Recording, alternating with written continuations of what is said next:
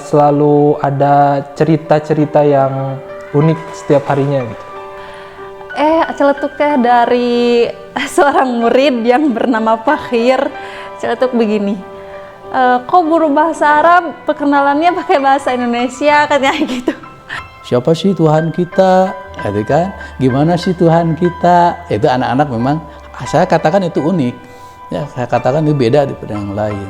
Ya. Bukan guru yang mengajarkan, tapi malah saya yang belajar dengan anak-anak.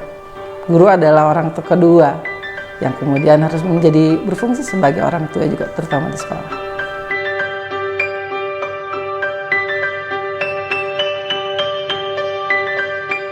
Oke, Assalamualaikum warahmatullahi wabarakatuh. Halo semuanya, saya Miss Citra. Kebetulan saya mengajar seni budaya di SD dan juga SMP, sama mengajar prakarya juga. Nama saya Mugi. Saya mengajar di bidang mata pelajaran ilmu pengetahuan alam atau sains di SMP. Ada beberapa tugas yang lain, tapi insya Allah penugasan terkait dengan mengajar tentu selalu lebih menyenangkan. Nama Epi Kunaipi, alhamdulillah pada kesempatan hari ini, sampai hari ini saya diberikan amanah untuk memberikan materi pelajaran pendidikan agama Islam. Nama saya Dia Widiana Pratama, saya guru di SMP Isam Al-Azhar Kairo sebagai guru IPS dan Bahasa Sunda. Ismahuli Anu Arifun Nafsi Ilaikum Jami'an. Perkenalkan, saya Isma Fauzia. Di sini saya sebagai guru bahasa Arab.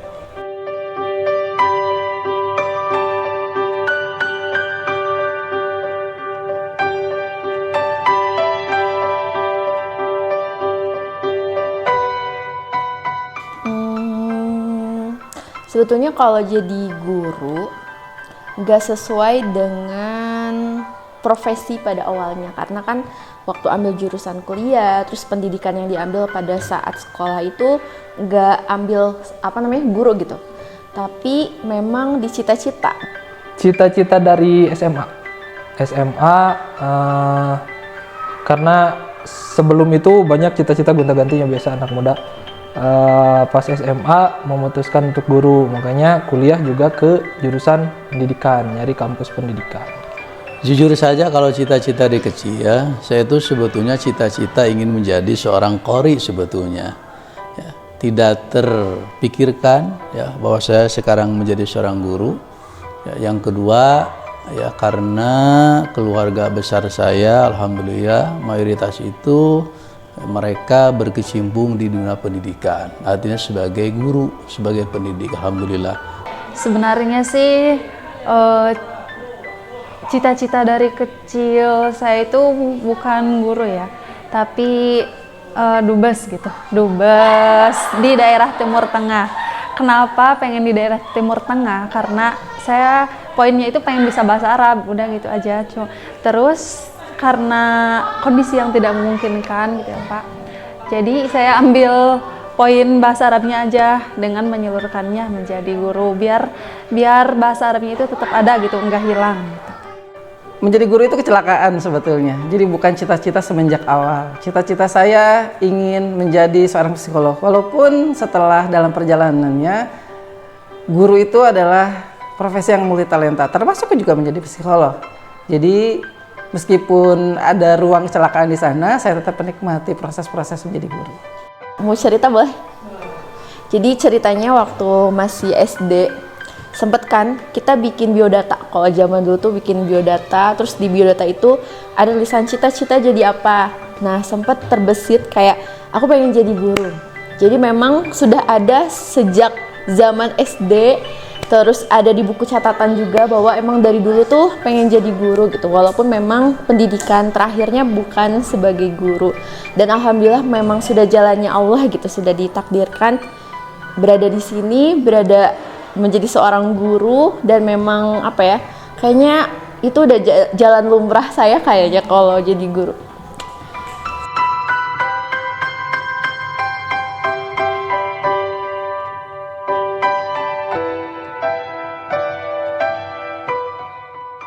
Anak-anak, Jadi alasan saya kenapa senang dengan sekolah, senang jadi guru, itu lihat dari anak-anak.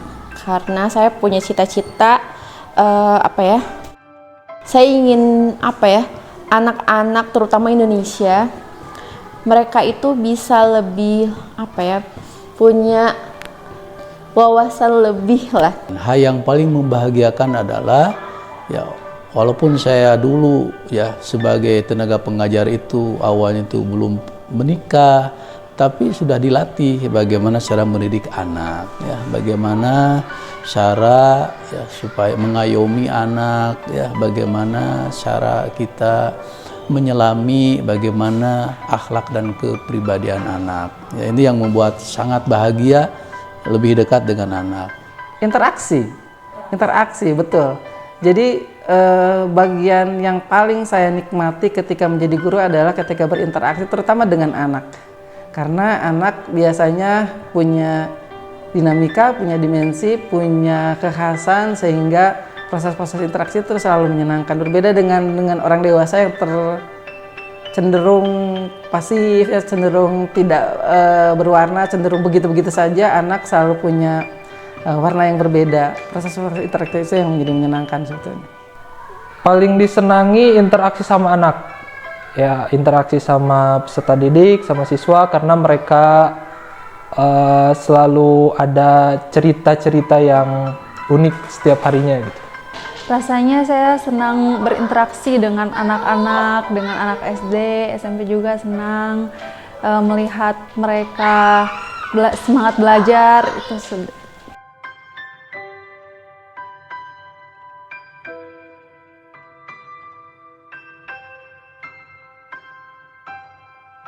Arti guru menurut saya itu dia adalah jantung dari sebuah pendidikan. Guru itu dia pengajar, pendidik, juga sekaligus pembelajar. Karena dia nggak bisa seorang guru itu berhenti belajar gitu. Karena dia akan selalu mengikuti perkembangan zaman, mempelajari hal-hal baru setiap hari, mempelajari tren baru, mempelajari materi yang baru. Menurut saya, guru itu bukan hanya sebagai seorang pendidik atau pengajar ya Pak, tapi seorang teman yang bisa mengajak ngobrol, bisa mengajak berdiskusi untuk teman yang lainnya gitu. Untuk teman di sini itu garis besarnya itu murid. Ke mereka itu bukan hanya memberitahu informasi ini, tapi bisa diajak ngobrol seputar di luar materi itu. Jadi nyambung kemana-mana gitu, bisa diajak ngobrol poinnya Pak. Guru itu teladan. Guru itu seseorang yang kemudian harus menjadi orang yang senantiasa memberikan contoh terbaik karena dia dilihat, dia didengar, dia diperhatikan oleh anak-anak. Guru adalah orang kedua yang kemudian harus menjadi berfungsi sebagai orang tua juga, terutama di sekolah. Guru itu ya kalau istilah Sundanis itu ada yang menafsirkan ya digugu ditiru. Kalau dalam istilah pendidikan itu guru itu adalah seorang pedagogi, seorang pendidik ya, seorang murabi. Ya, bahwa seorang pendidik, seorang murabi itu tentu harus punya nilai-nilai kepribadian, akhlak-akhlak yang penuh dengan contoh bagi anak didiknya. Ya minimal ada 3 fungsi sebagai guru itu. Yang pertama adalah ingma dia mangun karso, ya, ingarso sung tulodo, dan tuturi handayani. Minimal 3 itu saja, insya Allah kita akan sukses menjadi seorang guru. Bukan hanya pengajar, tapi sebagai pendidik.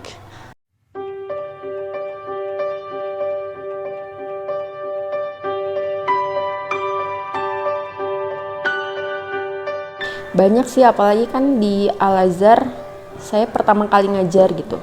Berarti udah kisaran 1 sampai 2, hampir 2 tahun ya untuk mengajar dan ketemu anak-anak yang ternyata mereka itu punya karakter yang berbeda, terus punya kisah yang berbeda, dan dari karakter yang berbeda itu saya bisa melihat bahwa ternyata mendidik anak itu sulit gitu ya, dan memang perlu perlu belajar juga kita sebagai guru. Jadi bukan guru yang menurut saya bukan guru yang mengajarkan, tapi malah saya yang belajar dengan anak-anak gitu, dengan apa yang mereka lakukan, apa yang mereka rasakan, apa yang mereka, pokoknya di sekolah ini mereka punya kelebihan dan kekurangan itu sih. Jadi dari karakter itu bisa membuat saya banyak belajar bagaimana bisa menjadi pendidik yang baik buat anak-anak tentunya, biar mereka bisa berkembang lah intinya dengan apa yang mereka miliki gitu. Walaupun emang berat sih kalau jadi guru sebetulnya.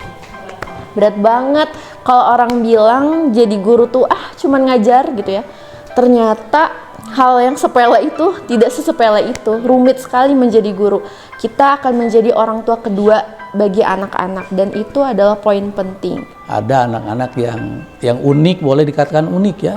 Dikatakan unik karena beda daripada yang lain, karena pola pikir anaknya, pola pikir anak-anak mengatakan atau bertanya tentang zat Allah itu sendiri.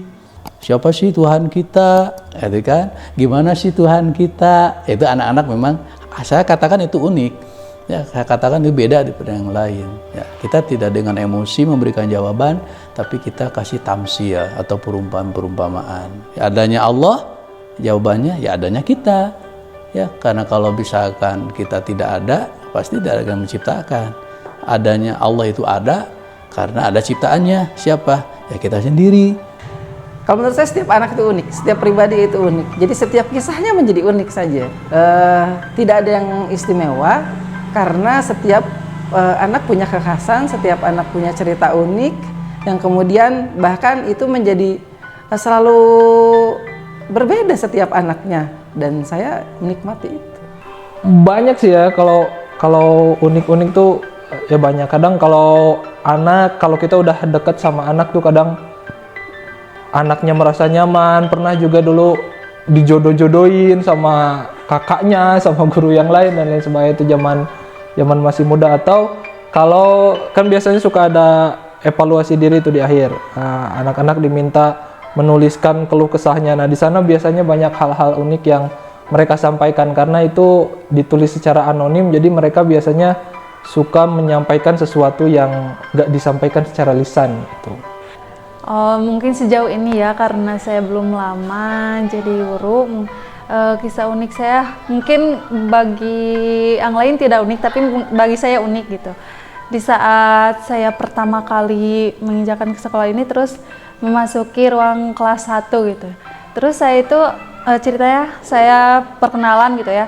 Nah, dalam perkenalan itu saya kan positive thinkingnya kelas 1 itu belum ngerti bahasa Arab, jadi saya perkenalannya pakai bahasa Arab. Biasa perkenalan bahasa Arab, nama saya Ismail Uja gitu. Celetuknya dari seorang murid yang bernama Fakhir, celetuk begini. Kok guru bahasa Arab perkenalannya pakai bahasa Indonesia, katanya gitu. Waduh, ternyata siswa di sini sudah pada kritis gitu ya, sudah pada kritis. Itu dari kelas 1 loh, bukan kelas SMP atau kelas atas gitu. Kelas 1 sudah bertanya gitu, itu bagus.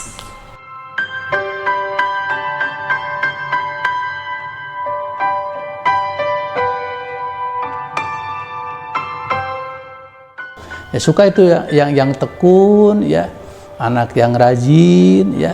Insya Allah nanti kecerdasan akan menyusul, ilmu akan semakin didapat kalau kita ada keinginan yang kuat, ya ketekunan yang luar biasa. Semua murid kayaknya saya suka deh, soalnya mereka itu punya citranya masing-masing sesuai dengan nama saya. Ya karena gini, kita nggak bisa menilai bahwa anak ini nakal terus aku sampai nggak suka sama anak itu gitu. Saya sampai nggak suka sama anak itu karena dia nakal, nggak jadi alasan. Semua anak itu punya point of view-nya masing-masing gitu dari diri mereka. Jadi apapun karakternya saya suka gitu. Kalau saya pribadi ya, nggak tahu kalau guru yang lain kayaknya iya ada yang membeda-bedakan. Kalau saya tuh enggak. Jadi ketika anak ini punya karakter yang memang lebih berbeda dibandingkan yang lain gitu ya, saya itu jadi tertantang buat bagaimana saya pendekatan ke anak tersebut gitu. Jadi semua anak itu saya suka deh kayaknya dengan karakter mereka, walaupun kadang suka ada yang greget ya. Yang talkative, dia yang ngobrol, dia yang bisa menyampaikan apa yang dia inginkan, dia ekspresif. Walaupun sebetulnya setelah berjalannya waktu, yang diam juga memberikan warna berbeda sebetulnya. Diam juga dia sebetulnya talkatif. Artinya dia talkatif dengan caranya sendiri, itu yang kemudian berkembang. Kalau dulu saya lebih senang anak yang ini ya, yang rame, ekspresif, mau cerita gitu ya. Tapi kesini ternyata saya juga menikmati bahwa ada kondisi-kondisi anak-anak yang mungkin dia tidak talkatif gitu ya, tidak langsung ngomong, tapi sebetulnya dia menyimpan banyak sekali cerita, dan kemudian ketika kita mau menggali, bahkan ceritanya seperti lebih menarik dibandingkan dengan anak yang talkatif. Karena orang yang talkatif biasanya ya dia cerita ya ini, tapi kalau yang diam dia berpikir dulu sebelum bercerita, dan kemudian biasanya ceritanya lebih berwarna. Murid yang apa adanya, jujur, bahkan ketika dia nggak bisa misalnya, dia nggak bisa atau dia melakukan kesalahan, ya jujur aja dia. Jujur nggak bisa, jujur bisa mengakui kesalahan daripada yang pura-pura bisa tapi padahal enggak gitu. Istilahnya kan manipulatif. Nah, jadi mending pribadi yang jujur tapi mau berusaha memperbaiki, mau berusaha belajar, itu lebih disukai. Saya suka murid yang mendahulukan akhlak sopan santun gitu, tapi dia juga tidak pemalu. Kalau saya itu mengutip apa yang disampaikan oleh Sayyidina Ali ya karamallahu wajhah, bahwa salah satu kunci kesuksesan supaya ilmu itu bisa didapat, ada kata di sini itu ada hirsin, itu kesungguhan ya, ada kesungguhan, semangat, tekun, itu modal awal dari seorang murid ya. Saya nyebutnya tidak siswa. Kalau siswa maknanya tidak ada makna secara Arab. Tapi kalau murid itu ada makna Arab gitu. Itu orang yang punya keinginan. Orang yang punya keinginan yang kuat untuk menggapai sebuah cita-cita dan harapan.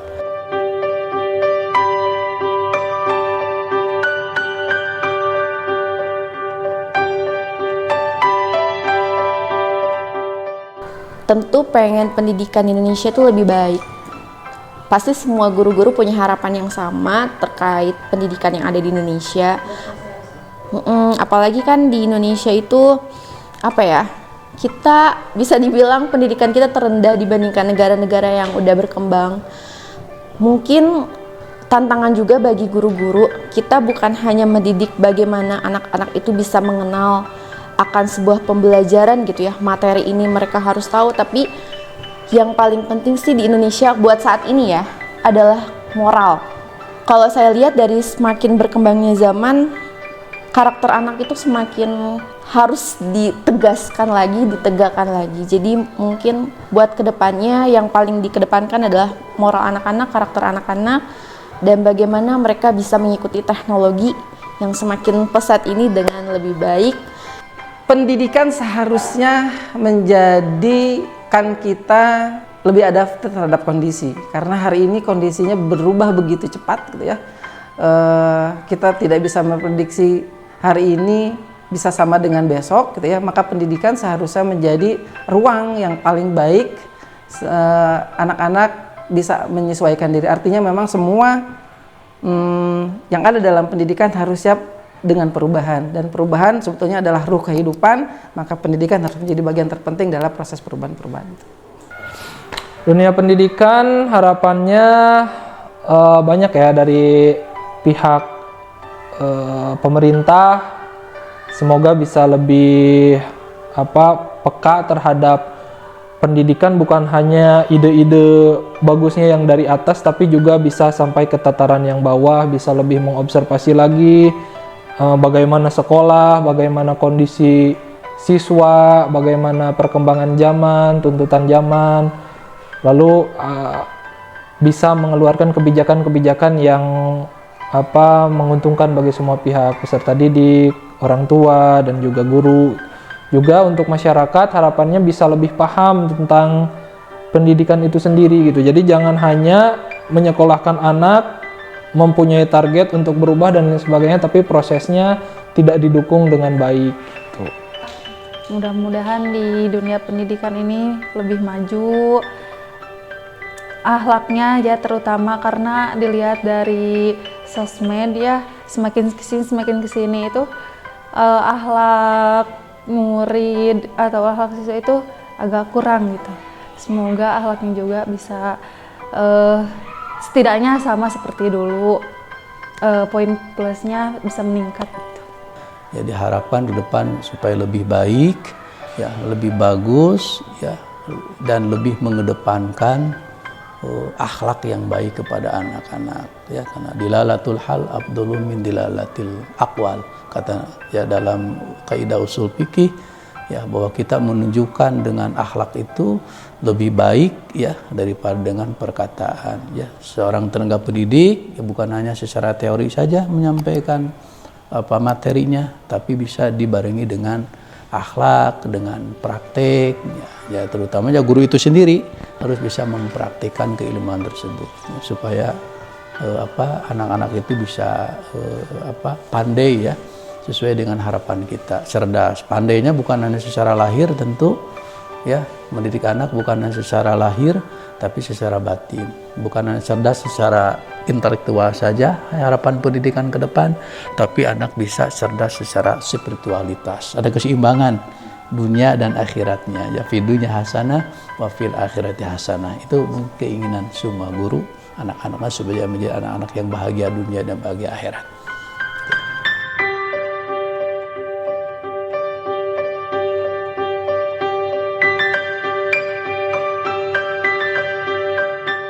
Guru, makanya saya bilang tadi guru itu dia adalah jantung dari jantung dari pendidikan. Kalau nggak ada guru, kayaknya anak-anak gak bisa berdiri deh.